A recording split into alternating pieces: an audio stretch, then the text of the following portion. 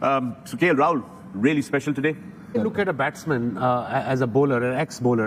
मैं देखता हूँ कि उसकी स्टांस में या उसकी बैटिंग करने में बैलेंस कितना है. एंड के राहुल जिस तरीके से बैलेंस था उसकी बैटिंग में, उसके स्टांस में, और बड़े आराम से शॉटे मारा था. कोई उसको, जिसे हम पंजाबी में कहते हैं, थरथली नहीं थी पड़ी हुई. इधर ऐसे कोई ऐसे आराम से कूल काम, just playing according to the line and length of the delivery situation. या इंडिया तो पुरानी बॉल से भी यहाँ पीछे नहीं हट रहा. मतलब इस सेशन में अगर देखें तो रन अच्छे खासे आ चुके हैं. सुबह के सेशन में 97 रन आए थे. काफी कॉशियस अप्रोच थी शुभमन गिल, केएल राहुल, लेकिन येट बड़ी इफेक्टिव थी. कप्तान ने 50 रन बनाए, मतलब 836 बना चुका है वो अपने 2025 में, जब से वो कप्तान बना है, और 64-65 की एवरेज से चल रहा है. दूसरी तरफ केएल राहुल, मतलब अगर मैं जून जुलाई से देखूं तो तीसरी सेंचुरी बना चुका. 137 at Leeds, 100 at Lord's, 100 at Ahmedabad, और साथ में रविंद्र जडेजा. भाई रन मशीन बने हुए. जब आपके सीनियर्स और आपके कप्तान जब रन्स पे रन्स कर रहे हो, मतलब आप जडेजा की बात कर लें, 7th 50 प्लस स्कोर है पिछली 9 टेस्ट इनिंग्स के अंदर.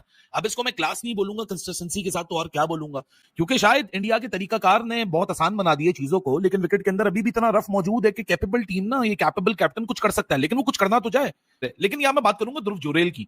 इस बंदे की ना काफी ज्यादा अंडररेट किया जाता है. विकेट कीपिंग इसकी सबसे आला है पूरे इंडिया में. मतलब हमने कल भी देखा कि हालांकि बॉलर्स छुट्टियां बजा बजा के वेस्ट इंडीज वालों की विकेट ले रहे थे, लेकिन जिस तरह ये विकेट कीपिंग कर रहा था ना, he was an absolute class in his own. बड़ा कोई जबरदस्त विजुअल था, क्या एथलेटिसिज्म था. आज बैटिंग आई. मतलब ध्रुव जुरेल की अगर आज किसी को इनिंग्स देख के हैरानी हो रही है, तो मुझे नहीं लगता हैरानी होनी चाहिए. ये ध्रुव जुरेल वही बंदा है जो पोटेंशियल अपना ऑलरेडी दिखा चुका है, जो भी इसको लिमिटेड अपॉर्चुनिटीज मिली हैं.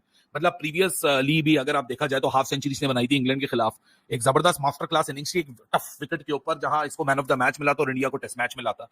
इंजरी रिप्लेसमेंट से ज्यादा ये बंदा मुझे लगता है आगे चल के डिजर्व करता है, क्योंकि अगर आज की इनिंग्स भी आप देखो, कट ये बंदा करता है, पुल ये बंदा करता है, ड्राइव्स ये बंदा मारता है, पंचेस ऑन द बैकफुट इस बंदे के पास से आपको दिखते हैं. सॉलिड डिफेंस है. विकेट कीपिंग तो एब्सोल्युटली एक एक्सीलेंट और एक्सीलेंस क्लास में आती है. But this is how you grab your chances. आप आके बताओगे भाई साहब मैं तगड़ा बॉटम हैंड डोमिनेटेड प्लेयर हूं, लाइक मॉडर्न जो इंडियन बैटर्स आपको दिखते हैं. स्ट्रॉन्ग बॉटम हैंड की वजह से पावर जनरेट होती है, स्पेशली जब आपने लॉफ्टेड शॉट्स खेलने होते हैं या ड्राइव्स, लॉफ्टेड ड्राइव्स मारनी होती हैं. लेकिन अगर आप टेक्निक भी साथ देखें तो एक आपको एग्रेशन के साथ एक फेयर बैलेंस भी आपको नजर आ रहा होता है. अगर आप ये ध्रुव जुरेल की बात ही कर लें, ये कोई ओवर डोमिनेट नहीं करता अपने बॉटम हैंड से कि नहीं जी मैं बस मारने के लिए जाऊंगा, पावर ही जनरेट करेगा मेरा बॉटम हैंड. और उसके चक्कर में बहुत सारे बैटर जो सिर्फ सिंगल डायमेंशन के साथ खेलते हैं, वो अपना कंट्रोल जो है ना वो लूज कर देते हैं. लेकिन this boy plays excellent along the ground. He does have the aggression mindset, aggressive mindset as well. Top hand जो इसको प्रोवाइड करता है कंट्रोल, ताकि ये बिल्कुल ही अपने आप को लॉकिंग पोजीशन में ना डाल दे, जिस तरह वो क्लासिकल बैटर्स होते हैं सिंगल डायमेंशनल क्रिकेट खेलना, बस block and defend, block and defend, cuts मारो, स्क्वायर पे खेलो, गैप्स ढूंढो, सिंगल डबल करो. लेकिन ध्रुव जुरेल का एक कॉम्पैक्ट लिमिटेड अपॉर्चुनिटीज का सैंपल साइज है इंटरनेशनल क्रिकेट में. लेकिन जब भी आप इसको देखोगे, ये एग्रेसिव माइंडसेट के साथ उतरता है. स्ट्रोक प्ले में वो एग्रेसिव माइंडसेट रिफ्लेक्ट करता है. He strong on the flicks, he strong on the pulls and lofted drives. Occasionally ये बंदा आपको बार बार ये चीज याद दिलाता है, क्योंकि Ravindra Jadeja I won't look into it, क्योंकि 9 टेस्ट मैचेस, 9 लास्ट इनिंग्स में, यानी 4.5 टेस्ट मैचेस में 7वां 50 है. सो यहां तो भाई साहब मामला ऑलरेडी खत्म हो चुका है वेस्ट इंडीज के लिए, इन ऑल ऑनेस्टी. जडेजा 50 पे 4 छक्के बीच में शामिल है जडेजा के. तो जडेजा इज क्वाइट कंसिस्टेंट. अभी इंग्लैंड में भी इसने बेतहाशा रन किए, 50 पे 50, 50 पे 50, और अब यहाँ पे भी केएल राहुल 100 बना की, वो पता नहीं लंच में क्या खा लिया था, वो बोलता ठीक है पेट मेरा भर गया, रन्स का भी पेट भर गया और पैसे भी पेट भर गया. तो वो 100 पे पहले ओवर में ही एक्चुअली विकेट मिल गया इनको, और जैसे लंच के बाद वापस आए, लेकिन उसके बाद फिर विकेट भी नहीं मिला, और जो मिल रहा था वो भी नहीं लिया, यानी कि नया ball. That was absolutely dominated by India. आज का पहला सेशन, दूसरा सेशन तो वेस्ट इंडीज नजदीक भी नहीं है और डोमिनेट कर रहा है इंडिया हर सेशन को. तो आप उस वेस्ट इंडीज से क्या एक्सपेक्ट करना कि भाई कोई मैच में कुछ कमाल कर दे, कुछ ऐसा मैजिकल कुछ कर दे, लेकिन नहीं, उसका 100 आ गया. जुरेल यंग प्लेयर है, इंग्लैंड के खिलाफ भी बड़ी शानदार बारियां खेली थी जब इसको मौका मिला था, और आज फिर is doing wonderful job. Jadeja is evergreen. उसका तो जो बैटिंग का ग्राफ है वो हर गुजरते मैच के साथ, हर गुजरती सीरीज के साथ वो ऊपर का ऊपर ही चल रहा है, और वो भी नॉट आउट. जडेजा के खैर आने के बाद ऐसा लगा कि हाँ जी ये तो काम बहुत ज्यादा खींच दिया है और ज्यादा तेज खेल रहा था. After every series his batting average is going up and he is very close to touch 40.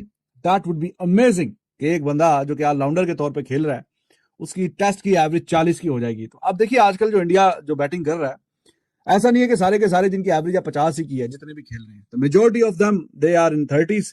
और ये देखिए एक ऑलराउंडर है आके, और ऑलराउंडर जिस तरीके की परफॉर्मेंस दिखा के जा रहा है, और मैच आफ्टर मैच यही परफॉर्मेंस है इसकी। जो केएल राहुल थे और जायसवाल थे, दो बल्लेबाज जायसवाल और केएल राहुल आए हैं, उन्होंने अपने डिसिप्लिन से, अपनी इंटेंसिटी से और अपने कैरेक्टर से और जो उनकी फीट मूवमेंट थी उससे उन्होंने धचका दिया और खूबसूरत बैटिंग करके ओपनिंग पार्टनरशिप्स रही दोनों के अंदर और जबरदस्त क्रिकेट खेले हैं। केएल राहुल देखिए बहुत ज्यादा अंडर द पंप रहे हैं पीछे, बिल्कुल भी आसान नहीं होता।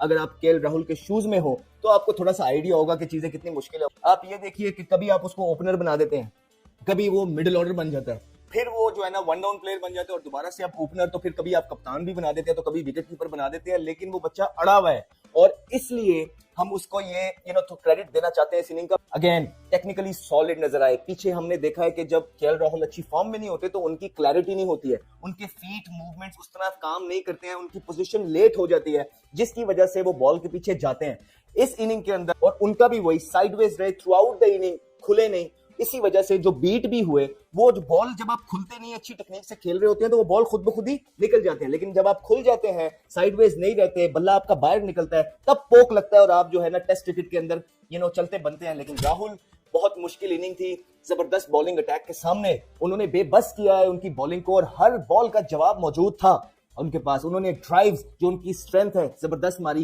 कट शॉट्स बहुत अच्छे खेले, स्ट्रेट ड्राइव्स चेक किए, अच्छा शॉर्ट बॉल पे भी उन्होंने पुल मारे, तो ऑल इन ऑल जवाब नजर नहीं आया। लेकिन जब इंडिया की बैटिंग स्टार्ट हुई, इसमें कोई शक नहीं है, जायसवाल ने और के राहुल ने जितनी सेंसिबल, जितनी मतलब यानी उनका पूरा एक उन्होंने जोर लगाया कि नए बॉल पे विकेट नहीं देनी, पूरी एफर्ट मारनी है, किसी तरीके से नए बॉल को किल करें, क्योंकि नया बॉल ऐसा ही है, यही तंग कर सकता है। अब आप ये देखें कि दोनों बड़ा ज़बरदस्त खेल रहे हैं। इंडिया के बैट्समैन खेले तो बहुत अच्छा है, अब देखना ये है कि आगे चल के क्या होता है, क्योंकि इंडिया के प्लेयर को तो बैटिंग लाइनअप को जल्दी तो है ही नहीं, उनको बिल्कुल जल्दी नहीं है, दिन है, बहुत मैच बाकी है, बहुत दिन बाकी है, तो खेले आराम से, लंबी बारी करें, अगर करते हैं अपने 100 करें, जो कर सकते हैं, अगर विकेट ऐसे ही चलता रहा तो। लेकिन बैटिंग से अगर किसी को मोहब्बत है ना इंडियन टीम में, वो दो ही हैं, गिल और राहुल। केएल राहुल ना, मुझे पता है क्या लगने लगा है वासिफ भाई, मुझे केएल राहुल लगने लगा है कोहली के जाने के बाद ना उसके अंदर का स्टार आ रहा है, कोहली के जाने के बाद वो। अच्छा, जो आप अभी बात कर रहे हैं ना राहुल की, यार राहुल आज पता है जब ओवर्स के दरमियान बात कर रहा था तो मुझे ऐसा लगा शायद विराट कोहली बात कर रहा है, जायसवाल को जैसे समझा रहा है ना कि यूं नहीं ऐसे ऐसे, तो मुझे विराट की याद आई कि यार द वे ऑफ टॉक। मैं इसको ना पाकिस्तान से भी रिलेट करता हूँ। देखिए जब यूनुस खान खेलता था, मिसबा और यूनुस खान हमारा सारा बैकबोन संभालते थे बैटिंग का, सही है, उसके बाद क्या होता था, ये अजहर अली, असद शफीक, इन्होंने बहुत शाइन किया है उनके टाइम पे। जब यूनुस खान चले गए उसके बाद ये वो वाला रोल नहीं ले पाए जो इस वक्त केएल राहुल ले रहा है कोहली के जाने के बाद। ये कि एट विल उस बंदे ने अपने आखिरी फेज में एट विल सॉ किया है, जब दिल किया परफॉर्म किया है। ये विराट ने ना, देखो विराट को भी मिला, जैसे सनी भाई ने दिया सचिन को, सचिन से रोहित, विराट, गंगुली वगैरह सब, अजहर भाई, बीच में राहुल कितनी बड़ी इंस्पिरेशन था इनके लिए। हाँ, और अब राहुल वो वाला काम कर रहा है। आप देखो ना राहुल को, देखो यार किस तरह खेल रहा है। अपना गिल ने मेरे ख्याल 17-18 रन बनाए कोई 42-43 बॉलों पे, तो सीखो इनसे कि अपनी बैटिंग से मोहब्बत करो ना यार।